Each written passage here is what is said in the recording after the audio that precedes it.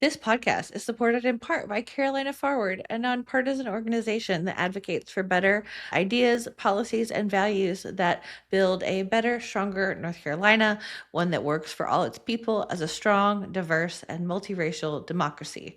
For more on them, visit carolinaforward.org.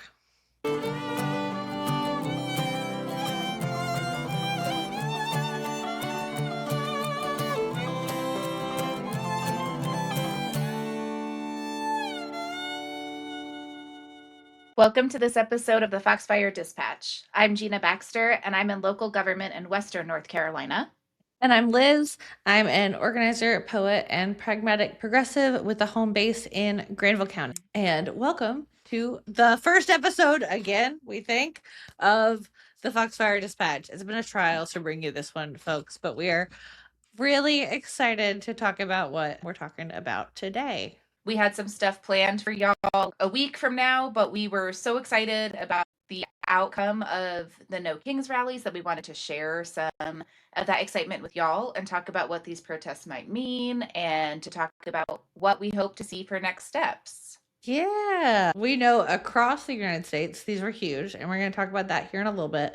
But we first really want to focus on the No Kings protests across North Carolina. I know, a bunch of folks that I know were involved across North Carolina, from where you are in Hendersonville all the way up here to Oxford and in Durham and in Charlotte and in so many places across this state. So, do you want to talk a little bit about what your experience in Hendersonville was like? And I'll talk about Oxford, and we can share some of what else we know.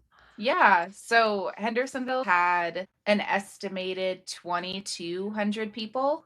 So this is a pretty big turnout for us. We also have seen a shift toward progressivism in Henderson County over the past 5 years or so. So we never really know what's going to happen when we have events. And it's really exciting when they turn out this way. We had a good turnout for the Hands Off rally too.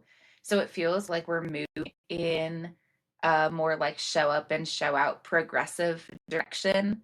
We had really good speakers. We had a lot of support from the surrounding areas. We're really close to Asheville, which is like a little blue oasis in Western North Carolina. And it's like a social justice brass band in Asheville that does all kinds of events and supports causes in whatever way they can. So they came down and marched with us from the starting point to the ending point of our rally and played some good music and drummed while people were speaking. And Yeah, no, I saw that amazing drone picture that you had shared of like the rally point in Hendersonville, where there were just so many people, and to see them in a small size place is really exciting.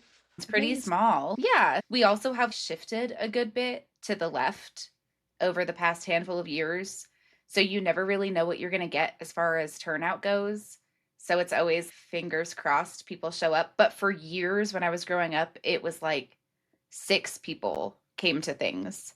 So it's really cool to have a couple thousand. A good time, a really good sense of community. I think people felt pretty fired up. So it was good to be in the crowd for sure. I love the music and the signs, and I think there have been times in my life, seasons in my life, when I felt like differently about the public rallying than I felt about this particular rally initiative and movement. But I also just think right now, those like all these peaceful images that we've seen, the brass band, the guy with the cello in Durham, Yeah. like just people with their little puppies in their arms walking through the streets, like it just pushes up so nicely against these screwed up narratives about how violent protests are and can be, or like how that is in Los Angeles, Yeah. when we know that's just a gross misrepresentation of these First Amendment activities. Yeah, exactly. What was it like for y'all in Oxford or Granville? Did you have one in Oxford proper? Yeah, so we had one in Oxford proper. It was our first public demonstration since 2020. According to locals who have been here longer than I have, they said that the last time there were real big demonstrations were around the Black Lives Matter movement, and after George Floyd and Breonna Taylor's deaths in 2020.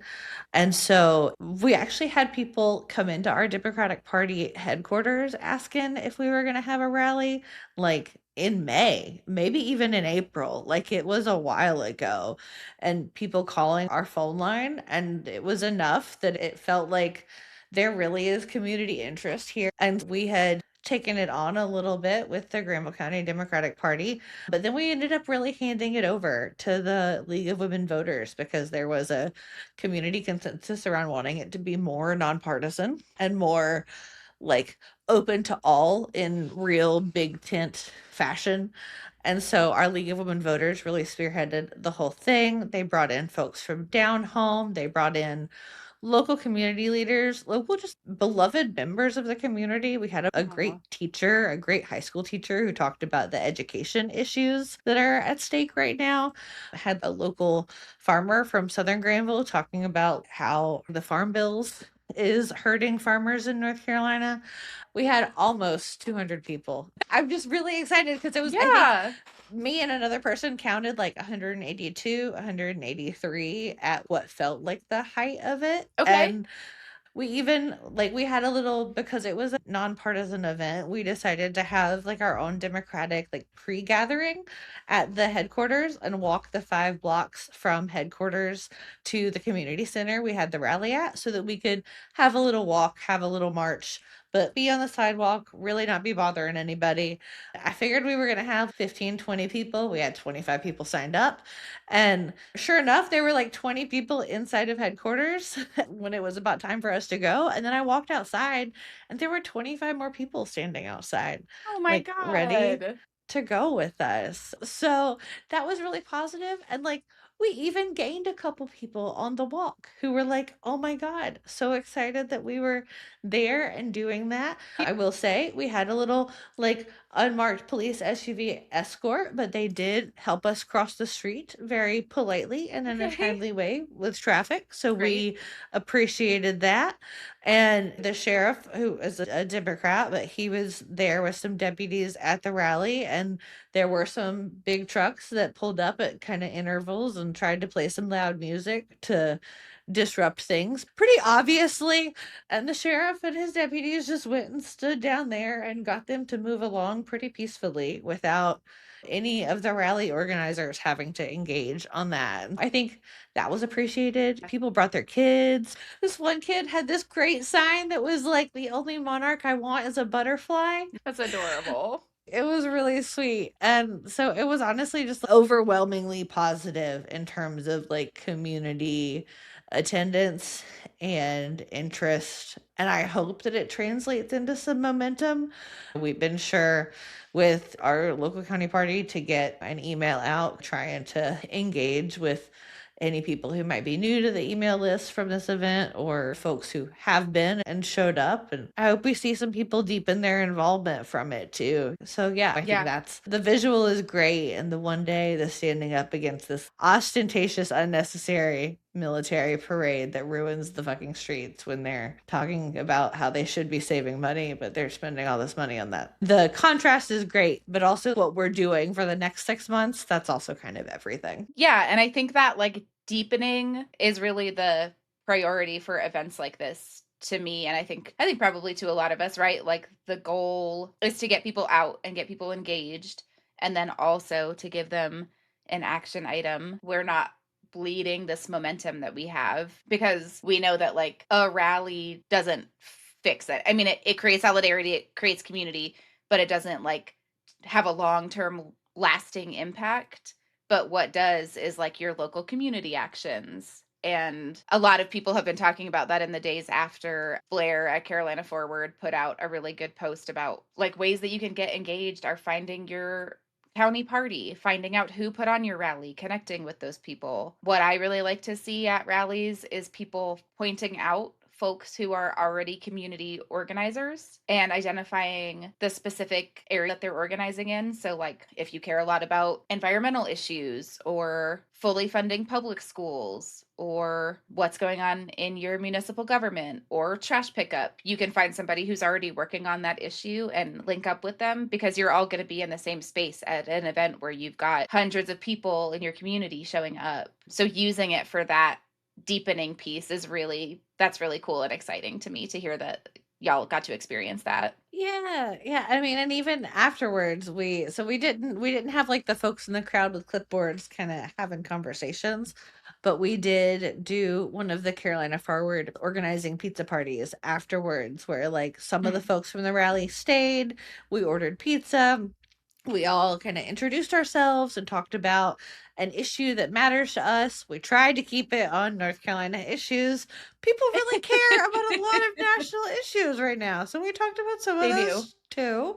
By bringing up your local zoning ordinance when people want to talk about like international politics. I'm like, guys, I know. I mean, They're about building height for 10 minutes.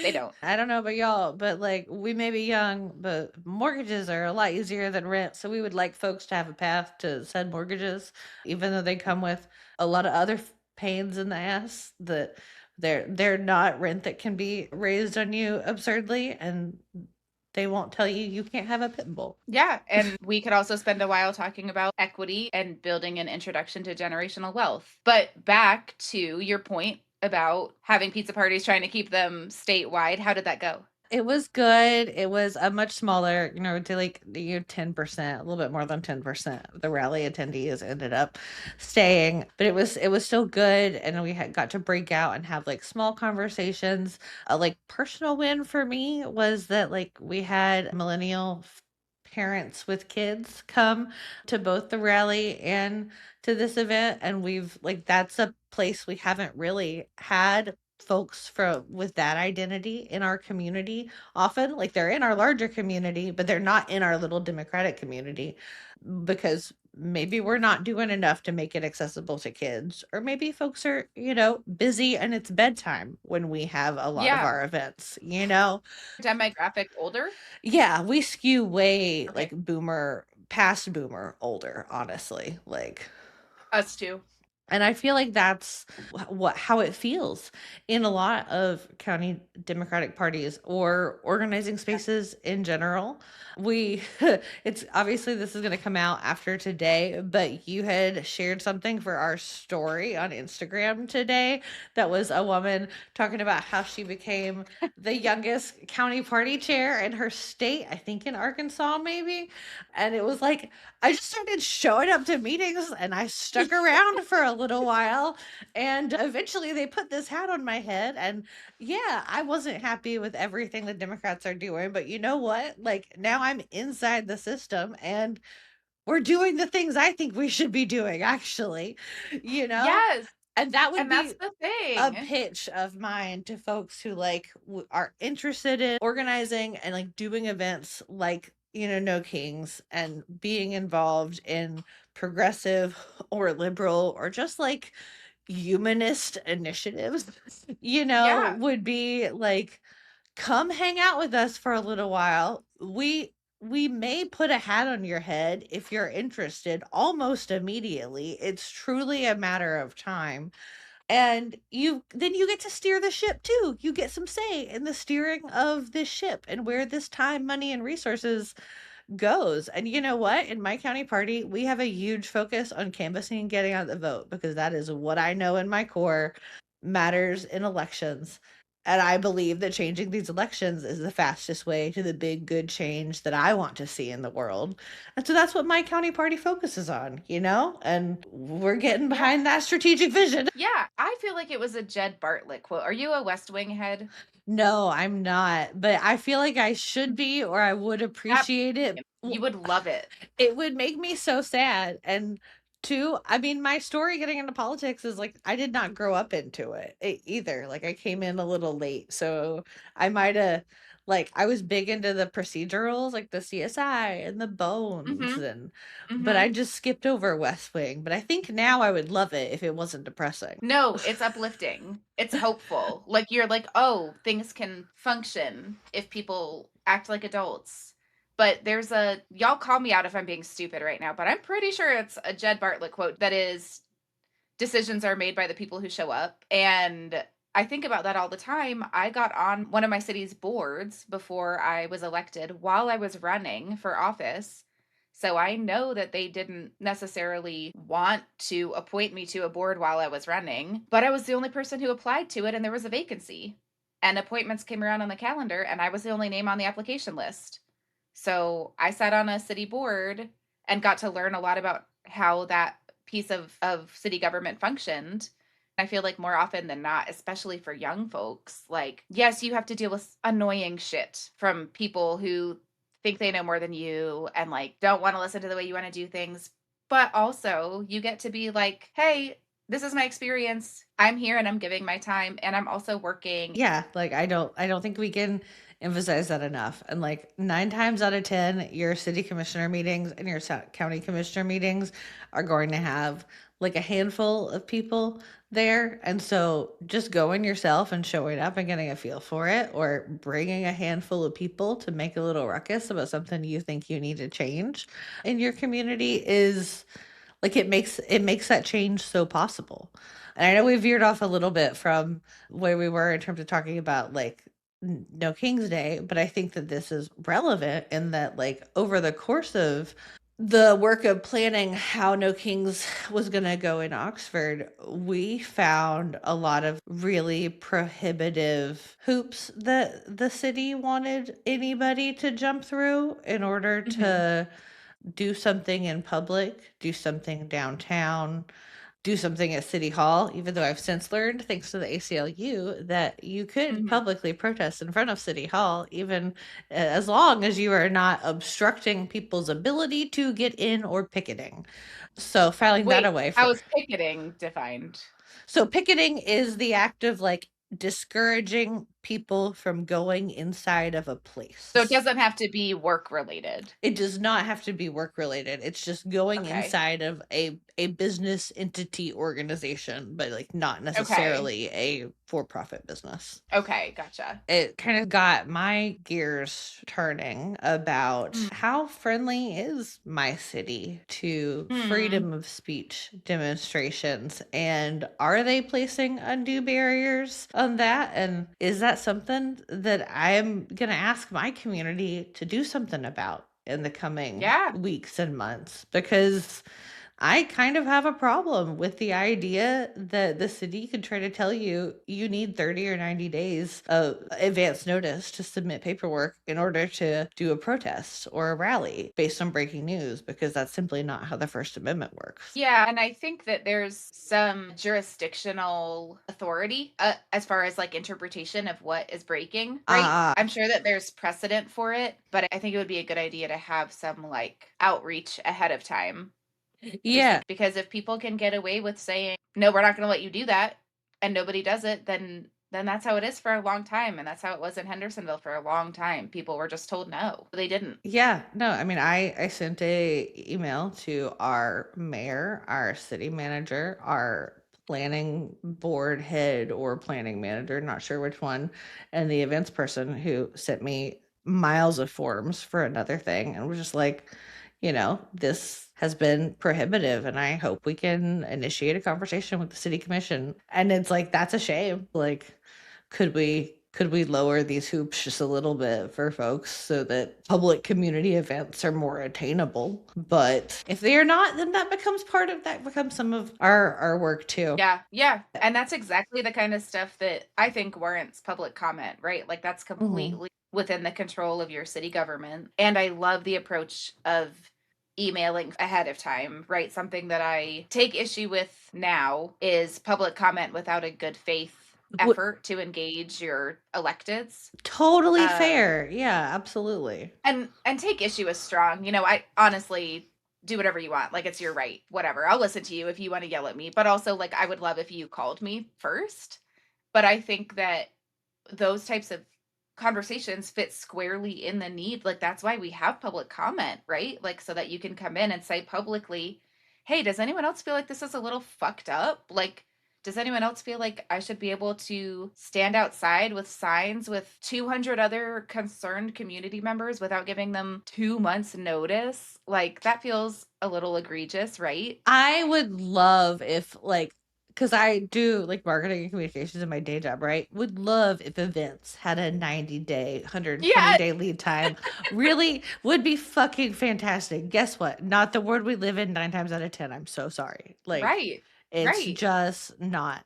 And I get it. Things take time too. I'm not asking for same day responses from folks because that is unreasonable. But like, if this is your job and you've told me that I have a time sensitive deadline and then you don't get back to me in 2 business days and the third day is that deadline, I'll be a little unhappy that I Mhm. have to follow back up with you again and say, hello, what was the answer to my question that is now Right. like pertinent today? Right.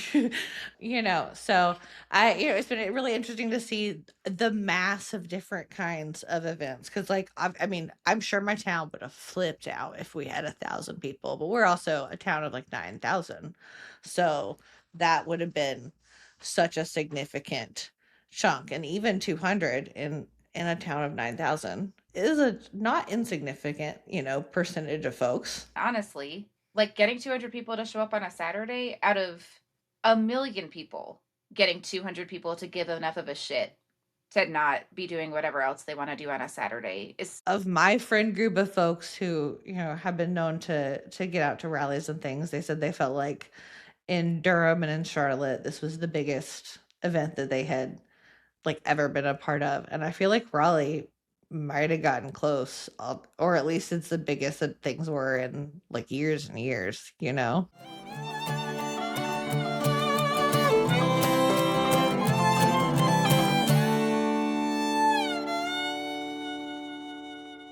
All right, so we've talked a whole bunch about the variety of No Kings rallies and protests across North Carolina on Saturday, June 14th.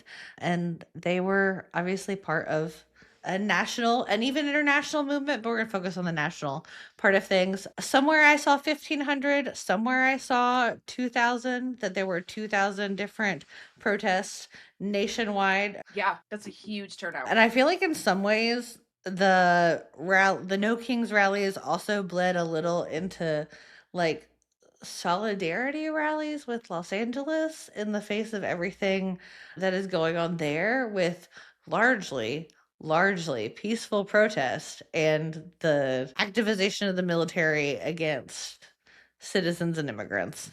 Yeah, absolutely. I think that was a priority issue specifically for a lot of people who turned out over this past weekend. And I think it really shook a lot of us. We're living in a time where you can see footage. It's not 1992 where the footage you get is the footage that the news media gives you. We're watching this stuff be live streamed. We know exactly what's happening. Yeah, and you can see inside the protests where like people are painting with sidewalk chalk and Mhm. folks are handing out water bottles Yeah. and like citizen journalists are documenting what's happening. Yeah. And I just Helping each other. it boggles it boggles my mind that like there are National Guard and Marines on the streets of LA like ostensibly doing anything productive. Yeah. I think something that I want to lean into in this conversation is that I think it activates this concept of like where your line is with radicalism. And there's a lot of dancing around that people are doing because it has been painted as radicalism to express your First Amendment rights in a way that Mhm. like is centered around compassion for your fellow humans. Like what we just talked about. It's the same in Granville County as it is in LA County. Like you're allowed to do that. And I feel like the narrative has been switched so quickly that it makes people Mhm. kind of pivot on this notion that if I say out loud that I agree with this, or if I'm clear about what I'm okay with and what I'm not okay with, we've spent all this time talking about Waymos instead of talking about people being torn away from their families without due process. because the narrative has shifted in that way. That's the power of the social media engagement that we're in right now. But I think seeing this number of people turn out and say, actually, no, I deserve to be able to stand up for what I believe in. And I can do it in a way that's respectful and in a way that's within my rights to do and in a way that serves my community well. I agree. And I also just like I wonder how much like when people push the line like and encroach upon that civil liberty, it makes me wonder how honestly how it incentivizes people to behave badly or behave differently because they're like, I have what else do I have? You won't hear me for shit. It speaks to the level of desperation, right? That people are Mhm. in this spot where MLK famously said, a riot is a language of the unheard. If you've been painted as this unhinged, radical anarchist, why not lean into it if people are going to call you that? It really paints people into this like desperate corner. And that's what's dangerous and that's what's destructive, I think, about like the public erosion of this acceptance of First Amendment freedoms. Yeah.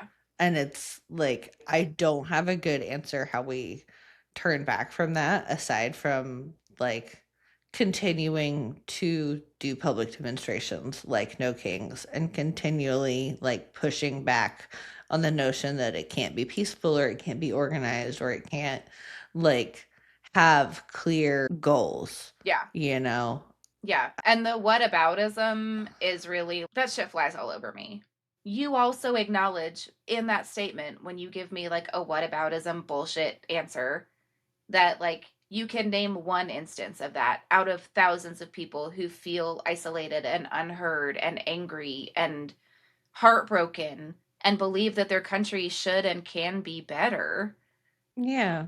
Yeah, but I mean, I think it is jarring regardless of Mhm. whether it is close for many, many people. Absolutely. It hits close, like, for me personally because I spent 5 years in Los Angeles, and it is so wild and, like, wildly un-American to think ICE agents snatching nannies off the street and throwing their kids in vans until the kids' parents can be called, like, what backwards ass place are we living in exactly? Surely not the United States of America, you know?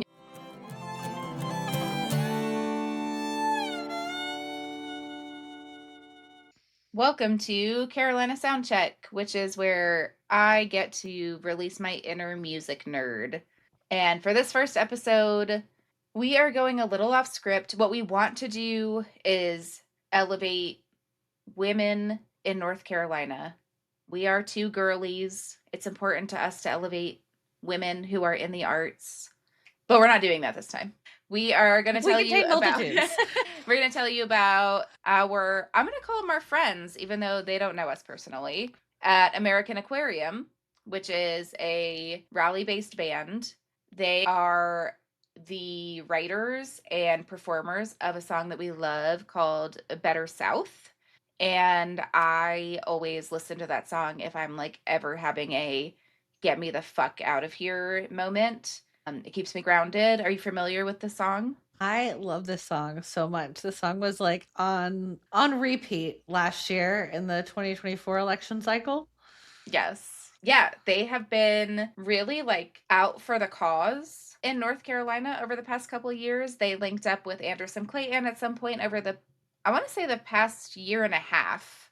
I feel like they've been working together. They did Westfest, which I missed this year because I was on vacation in July on a general election year. What an idiot. I missed a whole bunch of cool stuff. But they came out to Transylvania County, which is the county west of me, played in fundraiser capacity. They are pretty outspoken. I learned about them when they were touring with Jason Isbell, who's another pretty outspoken left-leaning Americana musician. They're in a similar musical vein of like roots music, I guess. It's hard to explain what like type of country music they are, but they fall under the country umbrella. I would call them maybe Americana or alt country. American Aquarium is actually a line from a Wilco song. If alt country is raising any flags for y'all, Wilco are the alt country darlings of the 90s. Actually, one time, the time when I first heard about them, I DM'd them and I said, "Hey, I like your name. Do you guys love Wilco or something?" And they said, "Yeah."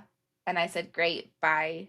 But since then, I've reached out to them to thank them for their work with kind of the movement in North Carolina, specifically because Helene hit Western North Carolina September 27th, changed everything for a lot of us. We are very fortunate in Henderson County to be, by and large, in recovery from the storm, but Buncombe County was hit really hard. And we had Tim Walz come out to a venue in Asheville in early September that wound up being completely wiped out by the storm. It'll never reopen. It was a great venue. It's called Salvage Station. And Tim Walz actually came back out to Asheville post storm, pre election, to do a rally, and the boys from American Aquarium opened for him. And it was just a really meaningful, it was just a really meaningful time. We were all very shaken for months after the storm. Nobody acted normal. And this was probably late October that they came out. So maybe a month after the storm. It was close enough that I cried going down Amboy Road in Asheville where the river had come up. And I might cry. If I thought about it enough right now, I would cry again. Because driving along the river, it was just the shit that you knew for years was gone. So them choosing Asheville as the place to come to. And I know Anderson had a hand in that. American Aquarium showed up for us. Tim Walz chose to come back here. It was really sweet. So we just wanted to give them a shout out and tell them that we love them and that all the little things that they do really matter and add up.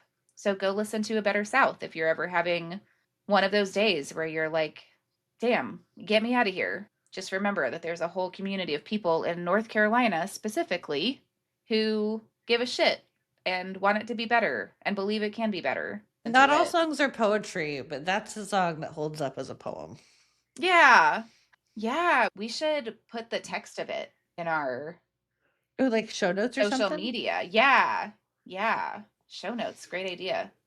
Yeah. American Aquarium. We love y'all. Thanks for showing up for us all the time after the storm. Forever, Your music forever makes us indebted. happy. Yeah. Yep. Brings us joy.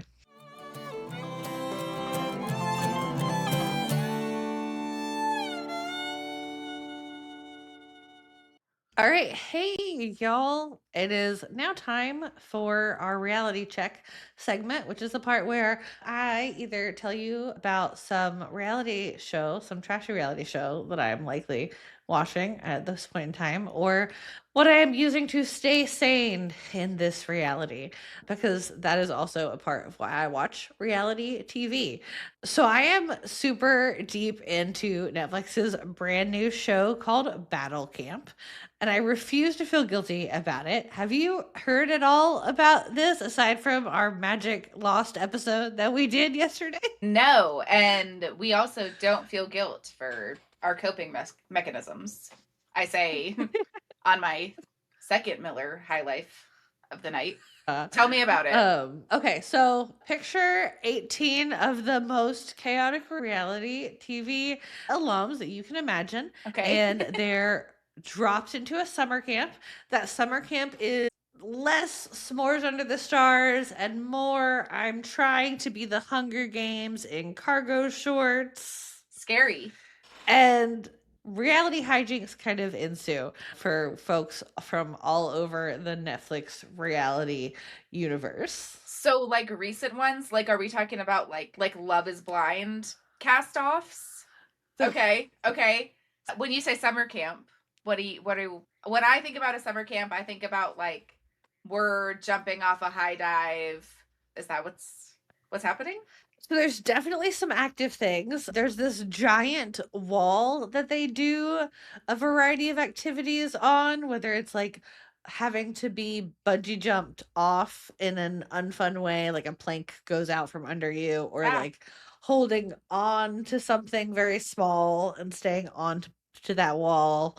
But it's also got like There's like a disgusting eating challenge. There's this like spelling challenge that involves being on these inflatable rafts in a lake and being like catapulted off of them if you spell wrong. It's Wait, hold on. I'm into the spelling challenge. How is yeah, it so going? this was a funny one. This was one where I like stopped my Netflix and talked to my love and was like, "Can I please make fun of this show to you right now, right here?" Because it's like two teams and somebody from each team has to go down and sit on this giant inflatable pillow and verbally spell a word that they are given. And if they do not verbally spell that word correctly, somebody else jumps onto the big old inflatable and they just like catapult off into the water. And what's funny about that is not just the fact that so many people are like visibly like shaken by getting into this lake that I'm sure is a fine lake, but that people may or may not have gone flying for words like steam and knife and like sandbag, like relatively easy. I don't mean to be classist, but I do think that one syllable words should be within a 20 somethings milieu, shall we say. Sandbag? You spell that exactly how you say that. I could give You when you first said steam, I was like, come on. And then when you said sandbag, I was like, nope, that one's easier. I could see getting flustered and being like, ooh, vowels a little tricky. Sandbag, there's only one way you could possibly spell it, I think. But like even the hard words were not that hard. I mean, it was like ecosystem and acclimate, like not really anyway, but no judgment. But it was really, really funny to watch them do that challenge. I'm trying to remember whether like this is one where Tony features prominently, but he's one that he's one of the characters who really stands out. He's from the show The Mole, which I don't know if you've heard of it. It's like No a idea. group of people are thrown into this kind of adventure challenge, and one of them is like a plant by the production to kind of mess things up. Okay, And they're hence the trying to name. catch the mole, and the mole is trying to not get caught. But anyway, Tony, I think he won the mole, Wait, and he hold was like on. this big. Does the audience Uh huh. know who the mole is? Oh, like When you our audience? like no, Oh no. like when you're watching the show The Mole, do you know who the mole is? I just kind of explained it. No, the audience, we did say our brains shut off around 9:30 p.m. The audience does not know who the mole is. And like people are actively like trying to be deceitful to camera. So it's pretty like in the seasons I have watched, it's like kind of hard to tell who is going to be that person. And towards the end, you like think you figured it out, but you may or may not be right. I'm into that show. I But want to watch that one. honestly, it's pretty entertaining. Like I like the I'm not a fan of Amazing Race for like the travel and stress, but it feels like that kind of vibes and that they're like traveling to different locations and they could be out of the country and like having to do puzzles and tasks and things. Hmm. So The Mole is not a bad show, but it is not as new as this Battle Camp show, which has been living on my Netflix queue for a little while. Okay. Fascinating. Who hosts this show? It is a retired NFL tackle turned podcaster. His name is Taylor Lewin. I hope I'm saying that correctly. Sports ball is not my thing. Sorry, Taylor.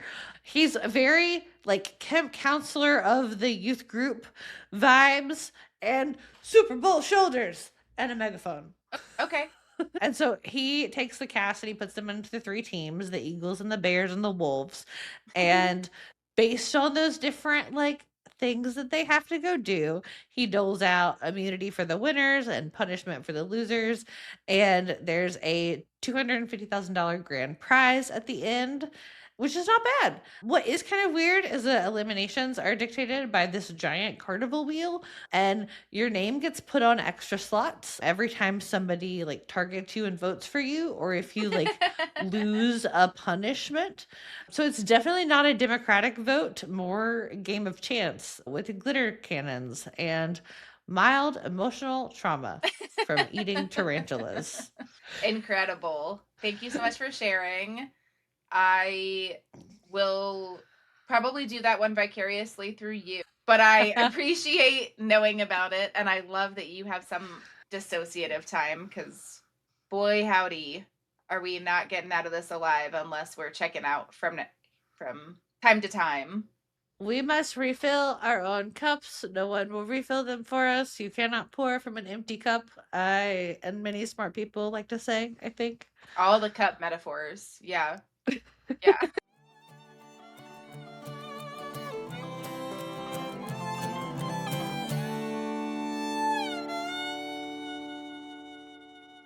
All right, this week's rotating segment, Text from My Mom, is where we talk about a question someone's recently had. It could be a mom, could be just a regular person who has crossed our paths. Or it could be you if you write to us at the Foxfire Dispatch at gmail.com. And this edition is right in time for Pride Month. So a little bit of a recounting of an older story, but one that has really stuck in my mind of a conversation that I had with my mom. What you need to know about this story is that my family are historically very big Jeopardy watchers, have been ever since I was little. And a while back, I was talking with my mom about feeling like the Jeopardy questions had really gotten easier over the past couple of decades. Like, particularly the final Jeopardy questions feel really like sometimes obscure, but sometimes not obscure at all. Is Jeopardy a TV show that you have on in your background? Do you see this at I all?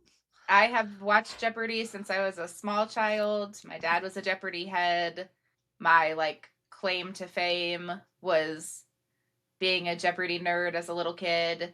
I haven't watched it regularly in years, though.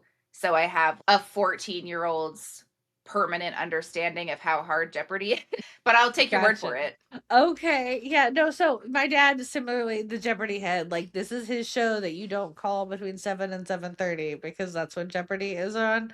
But for this particular day that I was talking to my mom, like, it had recently happened that the answer to the Final Jeopardy question had been the Stonewall Inn, and only one contestant had known that. And as I was talking to my mom about that, her response was like, can you remind me what the question was about? I don't really remember that either. Or what's the Stonewall Inn? And it just really made me think about like how we take in information and like generational information intake.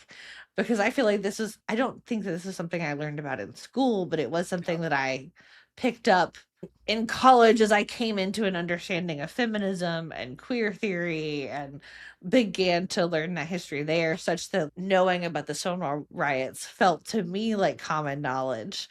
But it wasn't, at least for my mom. And it really led to us having this like kind of paradigm shifting conversation about what took place there in New York City in the 1960s. Yeah. Yeah. And it's interesting to think about what common knowledge is for certain communities, because it is common knowledge for the queer community and it's not common knowledge for the not queer community. And that is so fascinating.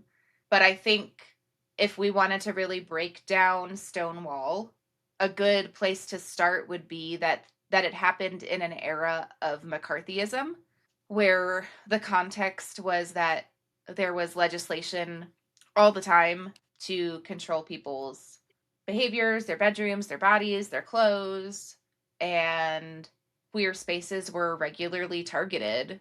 You could get arrested for being gay, you could get arrested for what was called cross dressing at the time. There were very few and very carefully maintained queer spaces, and Stonewall was one of them. They were used to being raided. It was par for the course. Folks had like a procedure and lots of safety mechanisms. You weren't getting into Stonewall if you were like just some rando off the street. Like, you had to know someone who knew someone.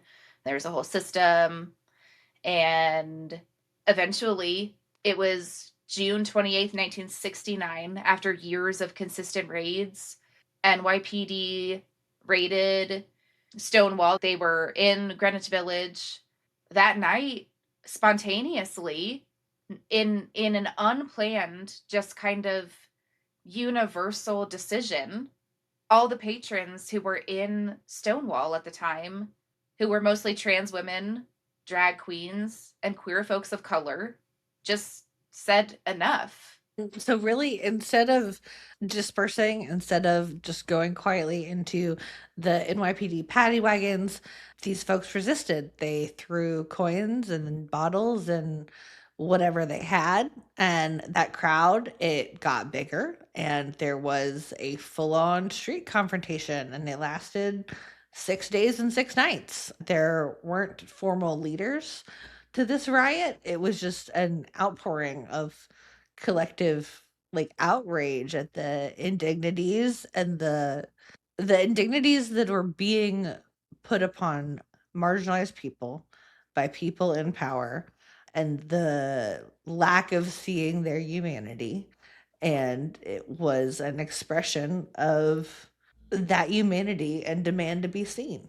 Yeah. And I think that so we were in New York a couple years ago, and Stonewall remains a monument to the because it was such a historic turning point, and because when we celebrate Pride every June and people are like, oh, you guys have enough rights, whatever, what we're really celebrating is the bravery against legalized and legislative police brutality that the folks at Stonewall lived through and resisted in a way that was so community based that it influences the way that we organize now to this day.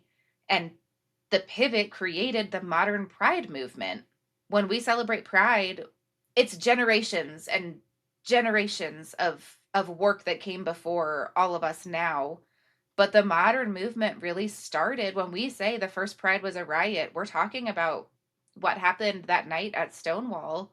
And you can still go to Stonewall. And really, it's such a pilgrimage to honor the folks that came before us and risked it all. They were fighting against laws that were established against their autonomy.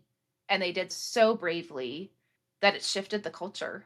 Yeah, and you bring up at a point that is important not to lose in this, which is that, what the police were doing that night at Stonewall, right? That was legal. Like the rules they were trying to enforce about counting how many articles of clothing that matched the gender they assumed you were on your body, like that was all legal. And it is such a good reminder that, like, justice and the law do not always have not always historically gone hand in hand. Yeah. And what is law is not necessarily what is just. And where there is injustice, we have a duty, right, to fight against it, because there are inalienable natural human rights that we believe that folks should have. And like within a year after the collective outpouring of outrage at Stonewall, we saw pride marches in New York and Los Angeles and Chicago. And Stonewall started to prove that demanding visibility, refusing invisibility, could flip this script on the outside world, culture as a whole, and start to change the narrative. Yeah, absolutely. And what a cool thing to get. How did it go with your mom? Did you give your mom a whole history lesson? I gave my mom the like Spark Notes Okay. version of Okay. this for sure. I think the first Pride was a riot, probably not winning rhetoric Sure. in my family or for her generation of straight Yeah. folks in general.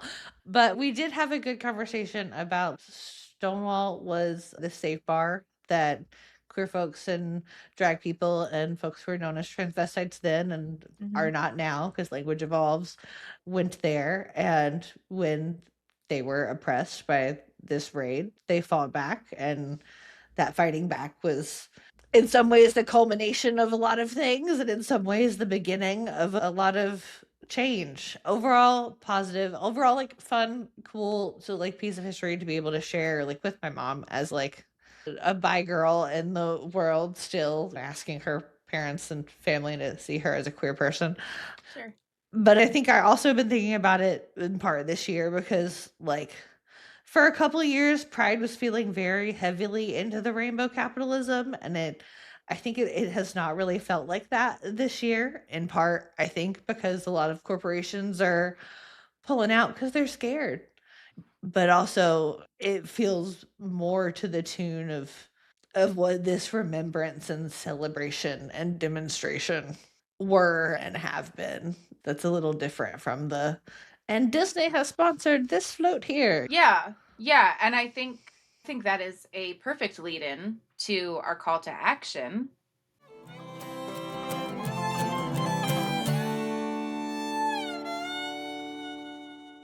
Our call to action this week is for y'all to find a community organization to join up with. Find something that you care about. Find something that you have time and energy for that matters enough to you that you will make space for it. Find an email campaign that you can join, or a phone call you can make, or a friend who needs support, and join up with them and use the momentum from this past weekend and the No Kings rally and all the people you saw and all the good you saw happening to give back to your community, and in some way that has a lasting effect on the place that you live and the people you care about. I like all of those calls to action. I would also say if you are a person who is caring very deeply about national issues and unclear on what to do to push for those, right now there's a really great website called issuevoter.com, and you can tell it where you live and it'll tell you who your representatives are, and you can tell them what you think about every single bill that is going to go up in the House and the Senate. And about once a week I go on there and I thumbs up and thumbs down, and Congressman Don Davis gets a lot of messages in his office about what Liz Purvis thinks should happen with those bills. And so I just submit Incredible. that as another option for a way to get involved. I love it. Yeah, make your elected officials work for you. Make them listen to you. Because they do work for you. You pay them. You pay them with your taxes. You pay them probably more than you make. Yes. So thank you for joining us for the first episode of the Foxfire Dispatch. We're so glad you're here. We're going to be putting out episodes weekly on Fridays. And if you like our content, you can find us at the Foxfire Dispatch on Instagram, YouTube, and Blue Sky. And we're at Foxfire Dispatch with no the on TikTok and Twitter. You can also email us at thefoxfiredispatch@gmail.com with your questions, stories, and or ideas about bringing about a better South. So until next time, remember that we're the ones who we're waiting for, and go get in some good trouble. We love you. We love Most you. of you. Most of you. Bye.